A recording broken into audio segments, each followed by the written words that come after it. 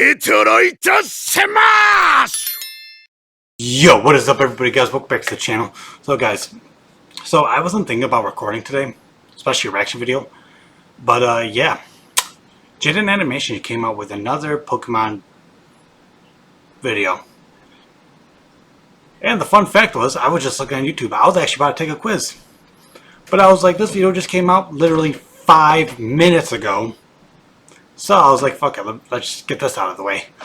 But yeah, so this is called the darkest Pokemon game you've ever played. You've never played.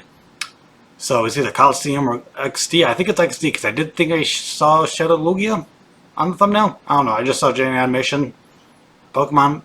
I was like, okay, let's react to this. But yeah, let's just get into this. I've played a lot of Pokemon in my days. And it's XD. That, I mean, I've played the same Pokemon game with various different skins. But I'm here today to showcase one of, if not the most unique ideas for a Pokemon game Nintendo has published for our tiny little hearts. And that game is called Pokemon XD Gale of Darkness. Which is in fact one of the funnest Pokemon games I've ever played. The only reason why, well, I guess story-wise it's kind of equal with Colosseum, but like, a lot of people like XD a lot more because there's a lot more better options to have in the game. So you can like build like a pretty unique team. Colosseum, you gotta deal with like Mischievous. Noctowl I will always use on my team because it's just like, I just like it. It has psychic types, it's a flying type, it's fully evolved. And like, you can get a Tyranitar in the game, but that's not till like the end of the game. But like this game, you have a lot more options. So that's why a lot of people like XD better. So do I. I might try to do a randomizer of Colosseum and XD one day, if I can get the fucking thing working. Yes. XD. A bit unfortunate, but it came out in 2005, so they get a pass. Why am I talking about it? I think it's an underground game not enough people know about. It does something different, kind of shakes up the formula. It's constantly overshadowed by its predecessor, Pokemon Colosseum. And yeah, okay, I played it as a kid. I'm very biased. Is that what you wanted? If you've not heard of it or played it, you're in for a treat today. The game opens up to a cargo boat, the SS Libra. Just letting you guys know now, this game gets very dark in some cases. Let's see where we find the captain and guy who steers standing at the helm. And fun fact actually about Colosseum, the developers, they actually never even played a Pokemon game. What are the chances that they made a better Pokemon game than the Pokemon company themselves? All is calm and serene when suddenly they get swatted.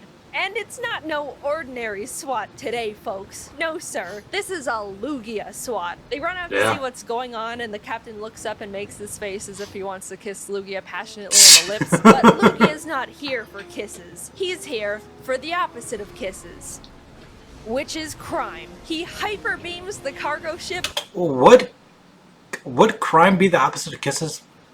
I feel like a punch would be the opposite of a kiss. And then steals it. I guess. You heard me right? Just blasts the thing point blank and takes it away. Lugia's ship now. The presumably only 2 people on the entire boat fall into the water and are left to just drown in the ocean, I guess. That is true. They probably died. Well, that was a bit raw. What are we, a minute in and 2 people are dead? Gen 10 could never. Hard cut to me because that's more important. You play as this boy kid named Michael, but actually his name is Jaiden now because that's me. The game throws you into the middle of this intense looking fight between a Salamence and Metagross, both level 50. Metagross.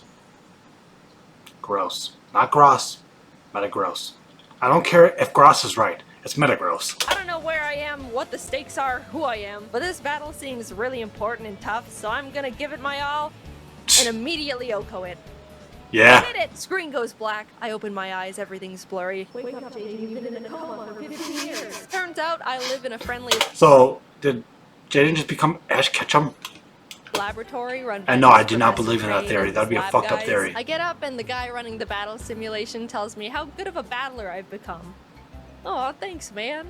Then he immediately negs me by telling me it's about time I go out and get myself more Pokemon besides my one lame Eevee. Backhand. Hey.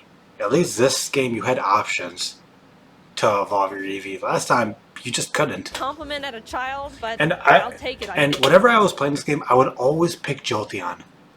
Reason being is because I played Umbreon with Colosseum. It was Gen 3, so Umbreon kind of sucked. and Jolteon is my favorite out of all of them besides Umbreon.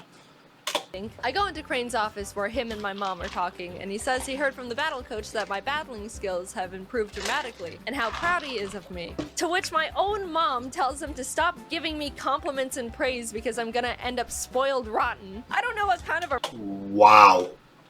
Okay. response that is to a child receiving praise. Either I'm already a cocky little bastard, or I'm being currently emotionally neglected by everyone in this building. Whatever it is, Damn. I don't think it's healthy for my mental development. To make this mother look even worse, we realize her only other child, Jovi, is missing and no one is looking for her. The world is only filled with overpowered wild rabbit animals and crazy.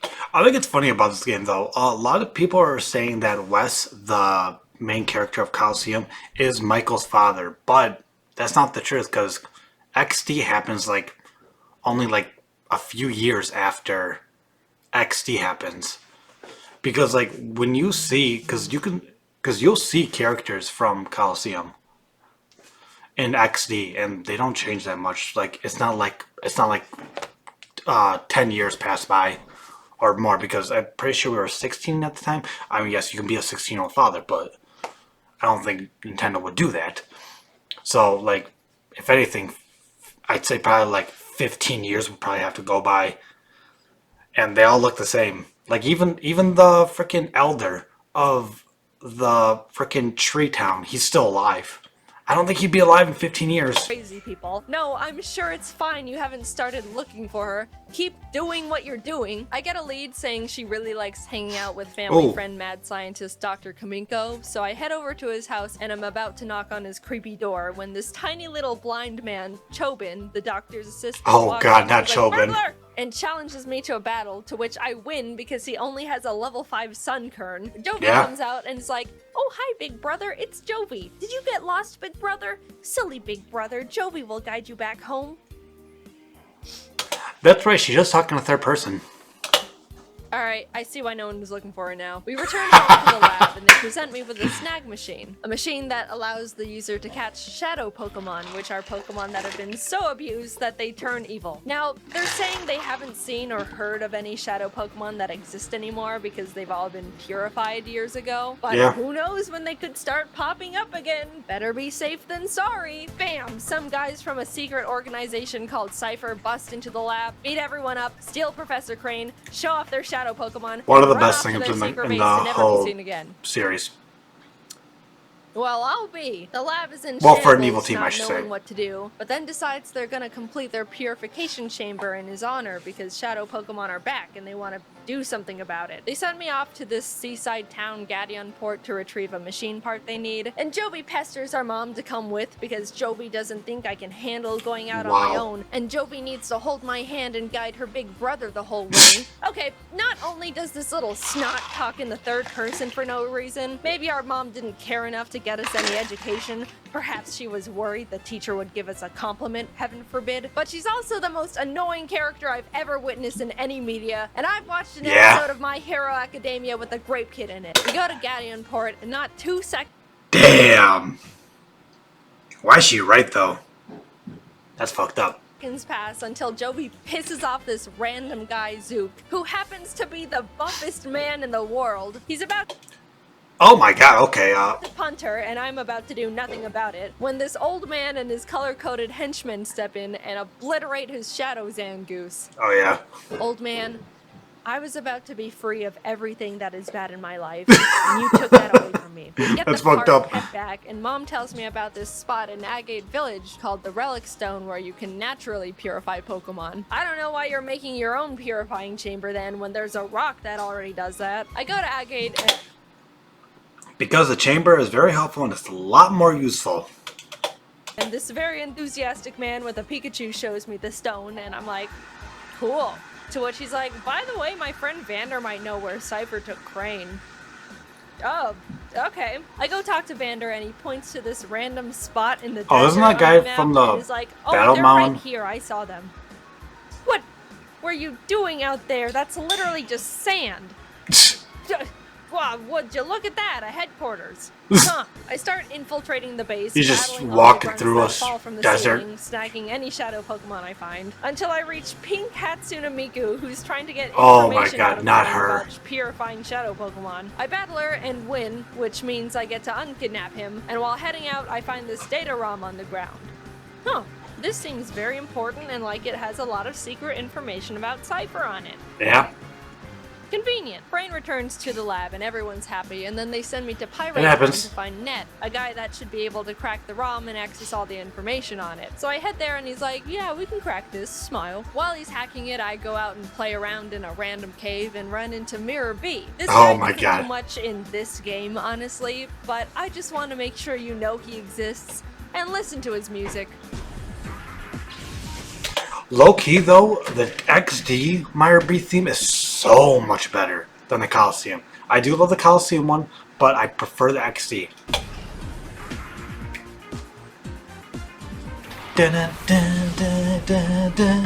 Like Loki, okay, I'm telling you right now, if you heard this in a fucking club, I'm telling you right now, there's not one person that wouldn't be dancing. I go check on Net again, and Cypher's bustin', beat everyone up, and kidnap another person. Have you guys min-maxed? So fucking annoying, dude. How to kidnap people or something? You're 2 for 2 at this point, and are scarily efficient at it. They tried a hostage situation the data ROM back, and even though I beat up this big man and take all his shadow Pokemon, Net still wusses out Jesus, and just gets the straight ROM up back. demolished he thought him. he was being 2 steps ahead because he saved all the information on his server already, but Low key though, Ned does act like that. He does act like a hotshot because he is like always the smartest person in the room. Cypher just logs on and deletes everything anyway. Net says the only thing he remembers from the ROM was that Cypher was behind the disappearance of the SS Libra, and they're about to attack this city nearby called Fennec, and Best city design ever. Personally, it's my favorite city in any Pokemon game. someone needs to go warn them. Just kind of sucks that it's I in the guess desert. I'm just Mr. Scooter across the desert and save everyone today, aren't I? I head to Fennec to warn the mayor about the attack, and as soon as I arrive, this lady hits me with a confetti cannon, congratulates me on being the millionth visitor to the city, and shoos me away to celebrate at Real Gam Tower. I try to get around her because this is important, but she's determined to gatekeep me no matter what I do. So Yeah. I just go there and realize she literally sent a child to illegally gamble his life away. Wow. Yeah. No one in this region likes children, do they? Nope. After not being able to figure out how to That's play pretty much bingo, any adult in Pokemon because they're kind of letting their kids go out in the wild at 10. I head back, sneak into the mayor's house, You know how smart a 10-year-old is? Not that smart. distract his house sitter with music, and find out the mayor was trying to write a note to Justy, the city's gym leader, warning him about the Cypher attack. I don't know why the mayor was trying to ask this random gym guy to help, but he was kidnapped halfway through writing it, so I guess it doesn't matter. Cypher realizes I now know what's up, and everyone in town reveals themselves to be disguised Cypher grunts. Yep. Oh my god, they kidnapped the entire town. I don't care what kind Yep. of organization you're from, if you can successfully kidnap a village, you've earned my respect. I beat up Cypher, rescue their shadow Okay. Pokemon, and I didn't think I was gonna go there. everyone in the town who is locked in the city basement. Justy says he saw something suspicious going on in the desert and points to another random sand spot on my map I should go investigate. Honestly, how are all these people just stumbling onto these shenanigans in the middle of the desert? And why are they able to give the latitude longitude of these locations after finding them? This has got to be like tens of miles out from any sort of civilization. This is where people run out of gas in their car and then shrivel up and die before anyone can find them. Why She's not are wrong. they here? Wow. Yep, that's the cargo ship. How did you find this? All right, what is so enthralling about this desert that crime and vigilante justice is constantly going on in every square inch of this place? Well, I mean, being in a desert, that's like the last place the police would expect to go. So it makes sense. Cypher's running around on the ship, and after I take their shadow Pokemon and chase them out, this Oh, I just realized something. She evolved her Eevee into Jolteon. I respect her for that. How the fuck did I not realize that until now? What other Pokemon does she have? group group of strangers calling themselves Team Snag'em walks up and roofies me. I wake up, realize they stole my snag machine. This random old man who just started living in the wrecked boat said he saw them head off in that direction and points to the middle of nowhere on my map again.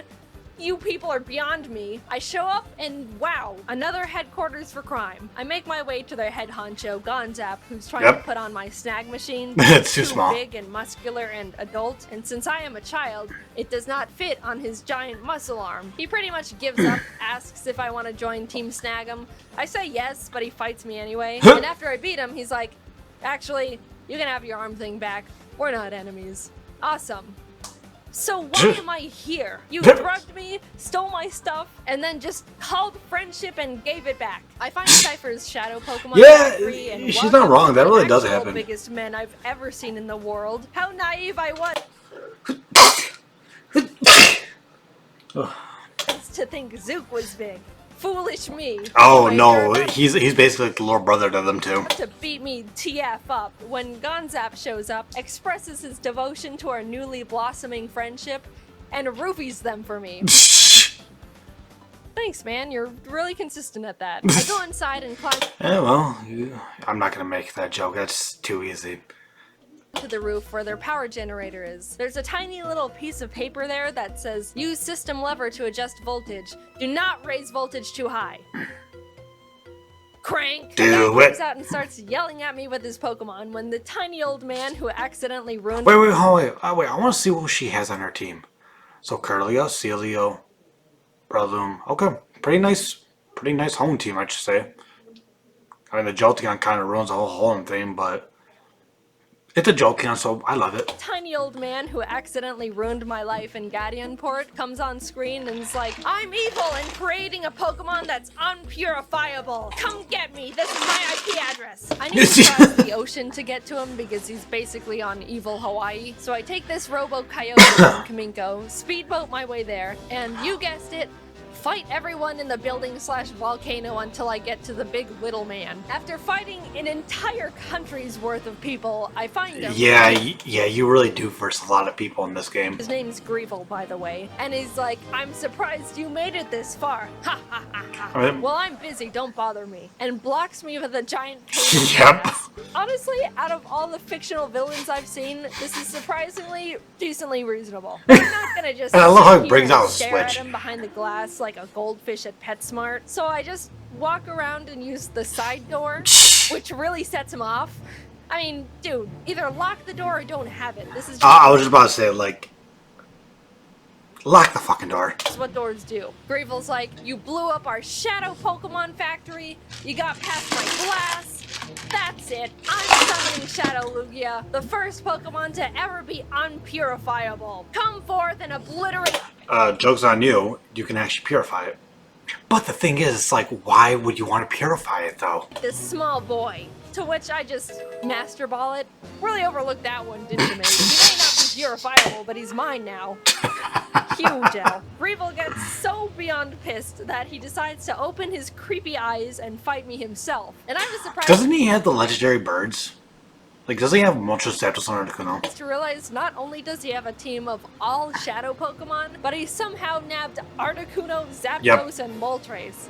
I'll be honest— I don't remember too much about this game. I remember, like, the main points. It was a really, really hard fight because shadow Pokemon are super effective against all non-shadow Pokemon. Yeah. I don't know how it took me this long to tell you that, but that's how it works. So instead of trying to catch them all like I've been doing this whole time, I really just beat them up and they ran away. So I win! Cypher is officially Wait, lost can you catch the legendary birds? I think so. everything, and it's all because of me, the little boy. Blue henchman runs up to Greevil and is like, Sir, I have a plan.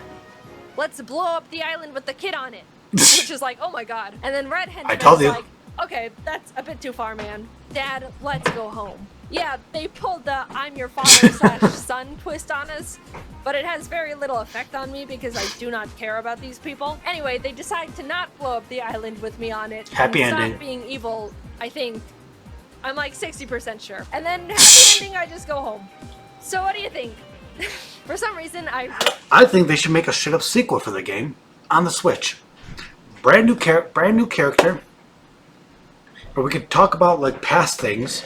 Because I mean, hey, they made Pokemon. They made a new Pokemon Snap, so now it's time for Pokemon Colosseum and XD sequel. What should it be named though? I was gonna say Pokemon Stadium, but that's already a game, and that's a game that they definitely should remake. I don't know. What do you guys think of a name in the comments? I really liked the game as a kid. I never actually beat it because I didn't know how to get past the gatekeeping woman in Fennec. Glad I figured it out this time. I also wanted to mention how lively the animations are in this game. Sure, some of the Pokemon look god-awful. They gave Houndour human knees that bend forward, but they're all just so expressive and show so much care and personality. It may be pretty sad the current games don't show this much passion, but I guess that's just what makes these games more cherishable. Anyway, the game was fun and weird. I liked it. Yeah. See ya. Hey.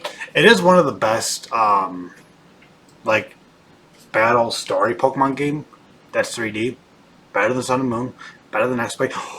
I just realized something. What if they made a Pokemon Colosseum, but with Megas?